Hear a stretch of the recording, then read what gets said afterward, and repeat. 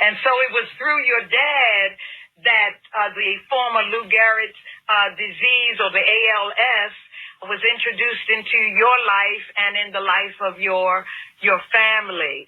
And in your book of Unbelievable Grief and Incredible Grace, a memoir, you defined the word or the term grief. And I'd like for you, if you would, share that definition to the listening audience, grief as is provided in your book. Absolutely. And so grief is something that we all experience. It is the emotional, psychological, and physiological response that we can have to a significant loss. Now, say that again. I like it. Say it again, please. Grief is the emotional, psychological, yes, and physiological response that we can have to a significant loss. And thank you for repeating that. And we know that grief presents itself in a variety of ways,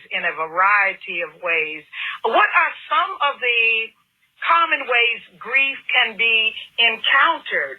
Physiological, you talked about, we know that it's emotional and so, but What are some of the common ways that grief can be encountered? Now, many people think that grief can be only encountered when you lose a loved one.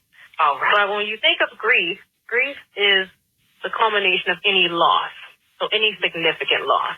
So that can mean a loss of a marriage. It can mean the loss of a friendship. Don't forget the loss of a pet or a job. And even independence can be ways that we can experience grief. Yes, and the latter one you said, independence, like mobility, being able to drive your car. Yes, exactly. Yes, very good. Yes, and those are ways and means and vehicles by which grief has been experienced even during this COVID that we've been dealing with. And you authored an intriguing book. Family, this is an intriguing book. Unbelievable Grief is its title. Unbelievable Grief, Incredible Grace, a memoir. And you, Mrs. Boone, has shared about the grief, and you also mention in the title, Grace.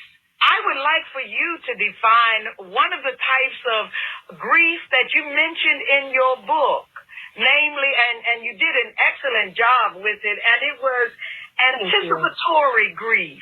Speak on that, anticipatory grief. I like that, and expound on that came out of your book. Absolutely. So a lot of times people think that we only grieve after a loss has taken place. However, I was introduced or reintroduced to a particular grief journey, and that was the anticipatory grief. Anticipatory grief is grief that can occur days, weeks, or even months before a loss occurs. And basically, this type of grief is most common when there's a terminal illness that's been diagnosed. For example, cancer, ALS, and even dementia. And when that is done, anticipatory grief. Now, I like that term, and when I heard it, and I've heard it before, but I was thinking in terms of, would you say your dad was experiencing anticipatory grief, or was it you, Miss Curry? I think it was both of us. Very good. I know for sure. Yes, I know for sure that I was going through anticipatory grief. I started not being able to sleep, was anticipating what my life would be like without my dad, whom I had in my life for everything, all of my life. And so now I had to come to terms in my mind that one day soon, and I didn't know when, but I was like, I'm not going to have my dad.